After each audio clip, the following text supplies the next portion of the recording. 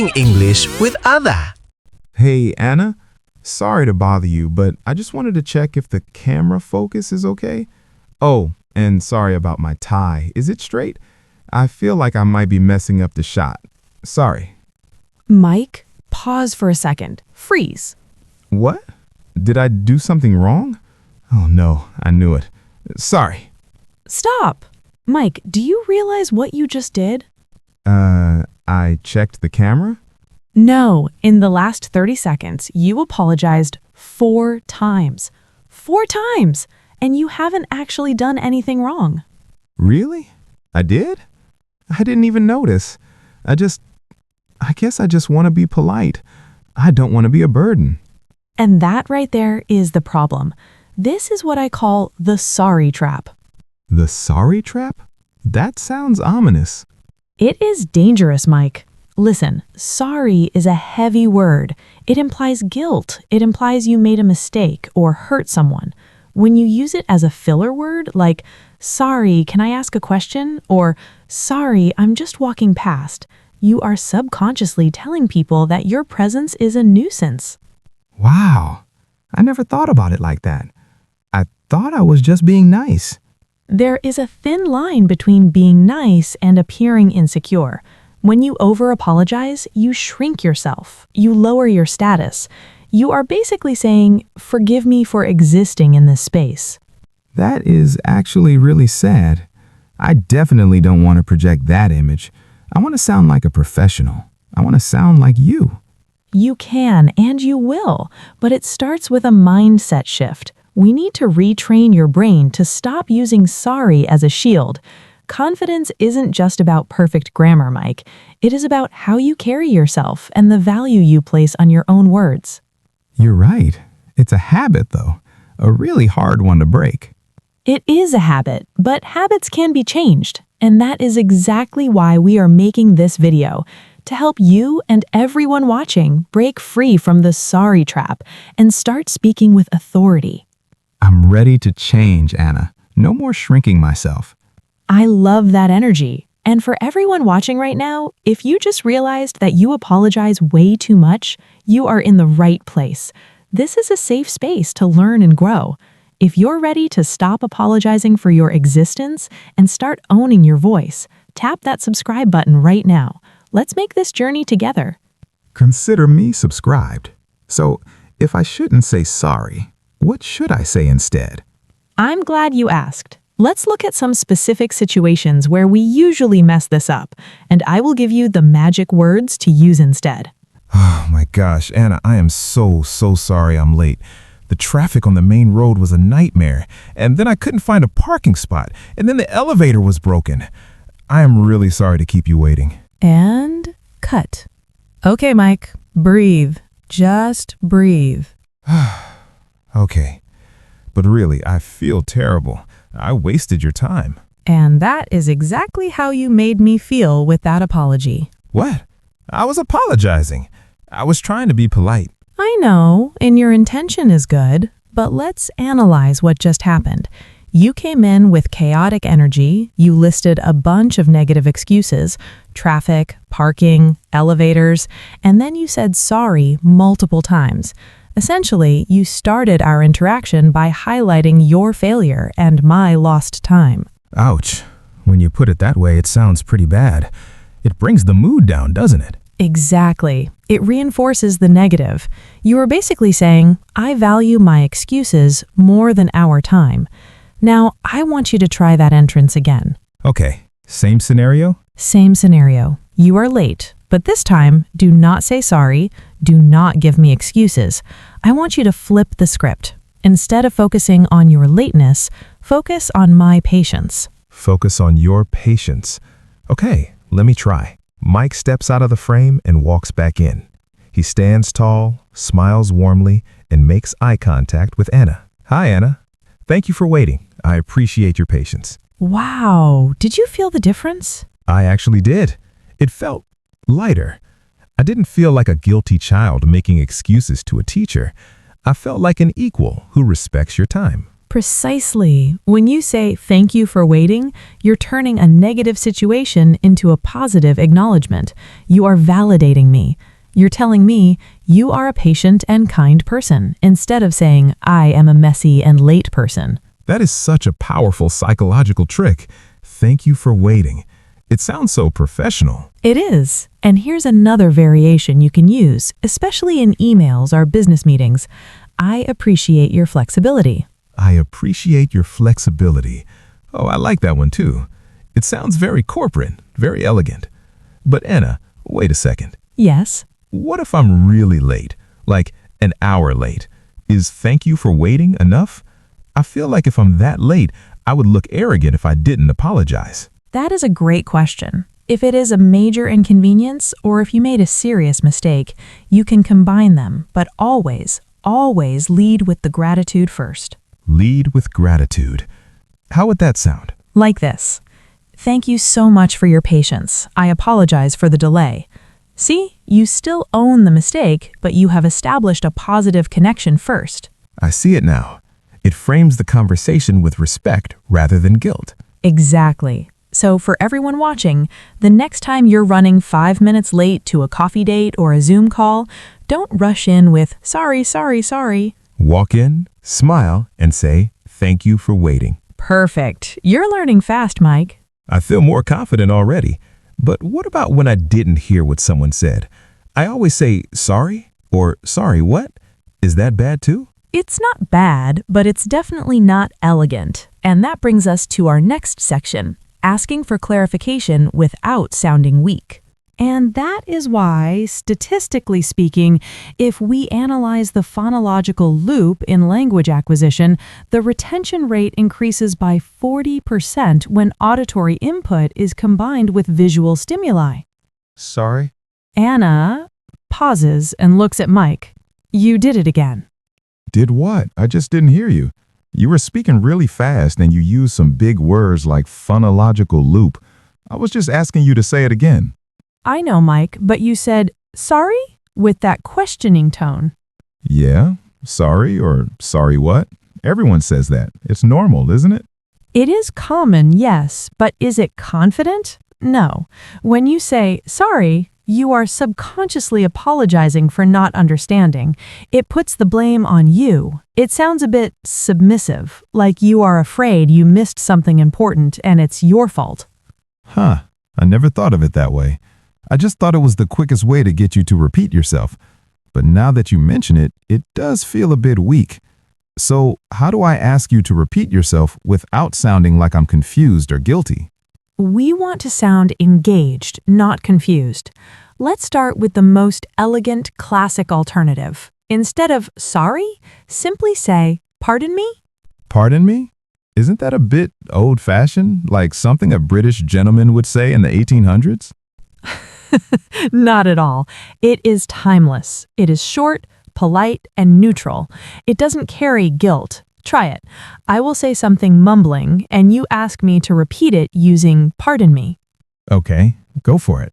So we need to finalize the script by Tuesday noon. Pardon me?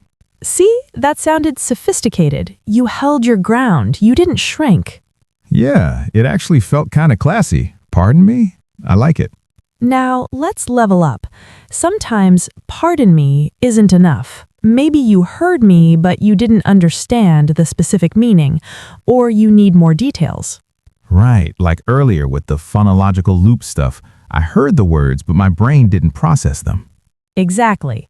In that case, saying sorry is the worst thing you can do because it stops the conversation. Instead, use a full sentence. Try saying, could you please repeat that? Could you please repeat that? Simple enough. Precise. Or if you want to sound even more professional, like you are really analyzing what I'm saying, try this.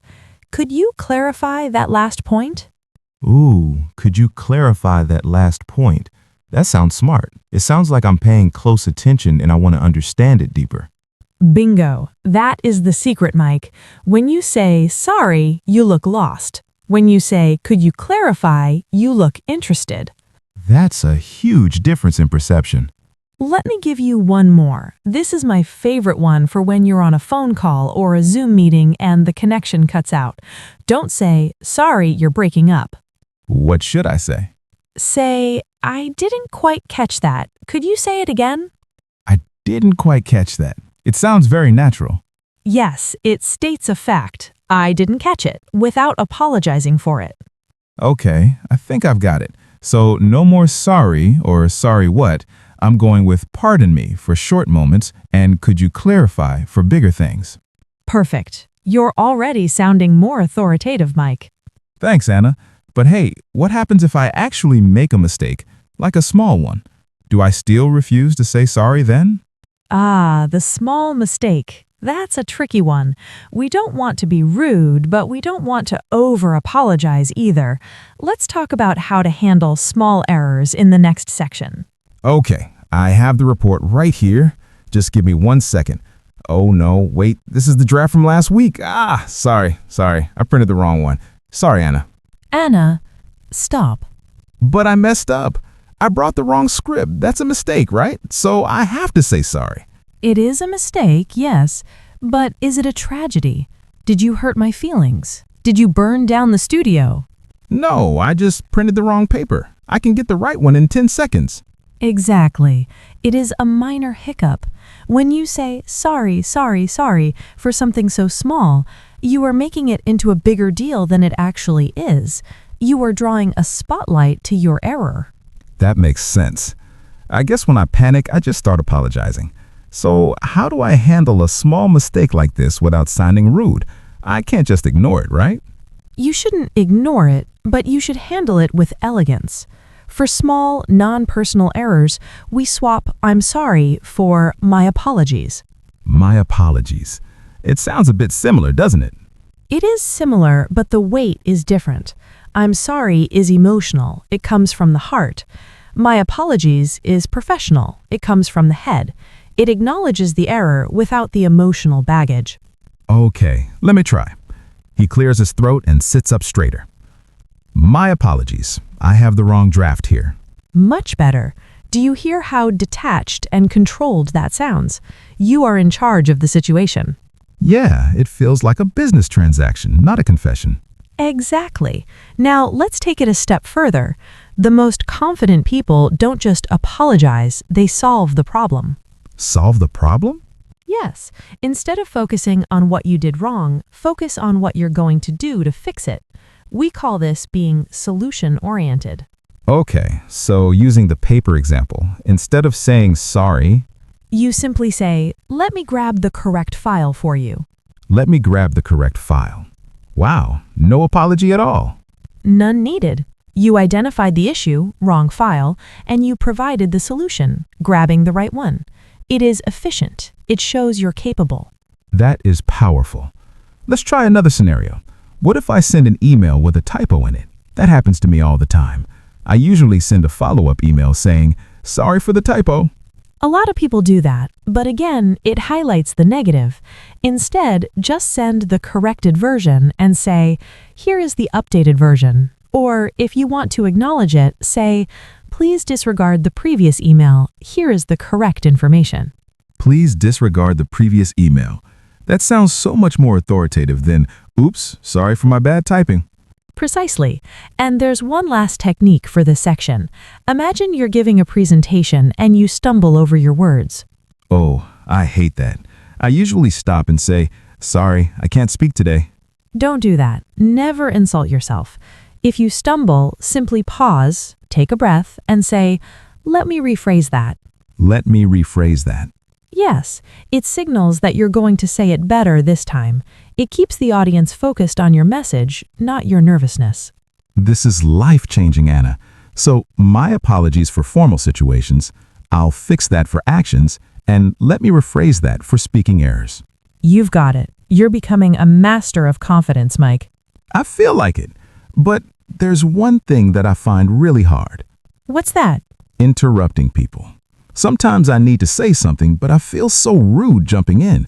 I always say, sorry to interrupt. Is there a better way? There absolutely is. Interrupting is an art form. Let's move to the next section and I will teach you how to interrupt politely without apologizing. So, when we look at the psychology of communication, it is fascinating. It's not just about the vocabulary you choose, but also about the micro expressions you display when you are delivering the message. For example, if your eyebrows are raised, it signals surprise, but if they are furrowed, it signals intensity. And this intensity is crucial because… Sorry to interrupt, Anna. You did it again, Mike. I know, but you were on a roll and I didn't want to be rude. I felt like I was cutting you off. You were cutting me off, but that is okay. Conversations are a two-way street, not a monologue. When you say, sorry to interrupt, you are framing your contribution as a disturbance. You're basically saying, my thought is annoying, please forgive me for saying it. That is exactly how I feel, though. I feel like I'm breaking your flow. But Mike, what if your thought is valuable? What if you have a great question or an important point that adds value to the discussion? Well, I think my point is good. Then don't apologize for it. You need to interrupt with purpose, not with guilt. We want to replace sorry to interrupt with phrases that signal collaboration. Collaboration. Okay, so how do I stop you without saying sorry? The most polite and professional way is to use excuse me combined with permission. Try saying, excuse me, may I jump in here? Excuse me, may I jump in here? Yes, excuse me acknowledges the interruption politely, and may I jump in asks for the floor without apologizing. It sounds respectful but firm. I like that. It feels like I'm asking for the ball in the game rather than stepping on the court. Great analogy. Now, let's try a more direct one. Imagine we are in a brainstorming meeting. You have an idea that connects to what I'm saying. You can say, can I add something quickly? Can I add something quickly? Exactly. The word quickly is magic here. It reassures the other person that you won't take over the whole conversation. You just want to add a piece to the puzzle. That's a good tip. It lowers the tension. Now, let's try a transition phrase. Suppose I am about to change the topic, but you want to stay on the current one. Don't say, sorry, can we go back? What should I say? Say, before we move on, I have one question. Before we move on, I have one question. That is strong. It effectively puts up a stop sign, but it's very polite. Exactly. It shows you are following the structure of the conversation. Okay, Anna, I want to try it. Start talking about the eyebrows thing again, and I will interrupt you like a pro. Deal. Anna clears her throat and gets back into character. As I was saying, facial expressions are universal. When we study the muscles around the eyes, we notice that… Excuse me, Anna, may I jump in here? Yes, you may. How did that feel? It felt legitimate, like I had a right to speak. And as a listener, I didn't feel annoyed. I felt like you were engaged. Awesome. So, excuse me, may I jump in here? Can I add something quickly? And before we move on. You are building a powerful toolkit, Mike. But now we need to address something sensitive. Oh no. What now? Empathy. Sometimes bad things happen to people. They lose their keys, they have a bad day, or they miss a bus. And we always say, I'm sorry. Well, yeah, isn't that just being a good human? If I don't say sorry when you're sad, don't I look like a cold-hearted robot? Not necessarily. There is a way to show you care without taking the blame. Let's talk about expressing empathy without apologizing in the next section. Anna, are you okay? You look a bit down. Yeah, I'm fine. I was parking my car earlier and someone scratched the side of my door. It's a huge scratch. Oh no, I am so sorry. Immediately drops the sad act and looks at Mike with a raised eyebrow. Did you scratch my car, Mike? What? No, of course not. I was in the studio all morning. Then why are you apologizing? Well, because I feel bad for you. It's just a figure of speech. I'm sorry means I care. I know you care, Mike, but think about the psychology of that interaction. When you say, I'm sorry, my brain automatically wants to say, it's okay, don't worry about it. Yeah, that's the normal response. But it's not okay. My car is scratched. By making me say it's okay to comfort you, you are accidentally putting emotional labor on me. I shouldn't have to reassure you when I'm the victim. Whoa, that is deep. I never realized that. So by saying sorry, I'm making it about me? In a way, yes. You are inserting yourself into the problem. True confidence comes from empathy, standing beside the person, not taking the blame for them. We want to validate their feelings, not apologize for the situation. Okay, I want to do that. I want to be empathetic, but strong. So if you tell me my car is scratched, what should I say? Try acknowledging the emotion. Say, that sounds frustrating. That sounds frustrating. Yes. Do you feel the difference? You are agreeing with my reality. You are saying, yes, Anna, you have a right to be mad. That feels so much more supportive than sorry. I can see that. It validates you. Exactly. Or let's say something sadder happens. Maybe I didn't get a job promotion I wanted. Usually, I would say, I'm sorry to hear that. That is acceptable, but it's a bit generic. A more powerful, confident friend would say, that is disappointing, or I can imagine how hard you worked for that. That is disappointing. It's honest. It doesn't try to fix it. It just sits with the truth. Bingo. It is unfortunate is another good one for general bad luck, like if it starts raining during a picnic. It is unfortunate that it rained, instead of sorry about the rain. Yeah, unless I'm a weather god, I shouldn't apologize for the rain. Exactly. You are not Zeus, Mike. Stop taking responsibility for the weather. Okay, let's practice a few scenarios. I want to get this right. All right, scenario 1. I tell you I have a terrible headache. I shouldn't say sorry. That sounds painful. I hope you feel better soon. Perfect. You acknowledged the pain, that sounds painful, and offered good wishes, hope you feel better. No guilt involved. Scenario 2. I tell you my computer crashed and I lost my file. Oh, that is a nightmare. Is there any way to recover it?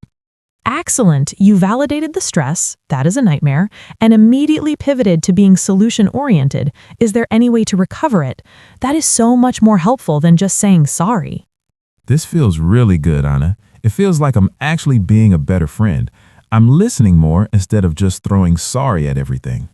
That is the power of language, Mike. When you stop apologizing for things you didn't do, you become a rock for people. You become someone they can lean on.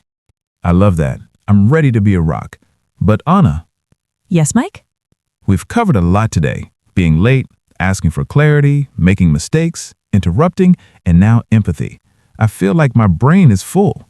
That is why we need to practice. The best way to lock this in is to do a speed round, a rapid-fire practice.